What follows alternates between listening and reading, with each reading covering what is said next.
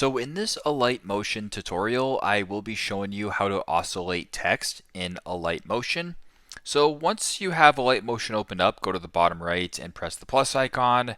Then in the bottom right, select text and add some text. So I'll go ahead and type in the word oscillate right here. Hopefully I spelt it right. I don't actually recall. But we're going to go ahead here and just make the text a little bit more presentable. And if this looks good for you guys, we'll then proceed. So if you want to oscillate text or add oscillation to the text, press on the text right here. Go to the bottom right to where it says effects, and then add effects. Bunch of different options right here, but if we were to go to where it says move and transform right here, then in sort of the second row on the left, it says oscillate. You can go ahead and select it and then just press standard settings in this example.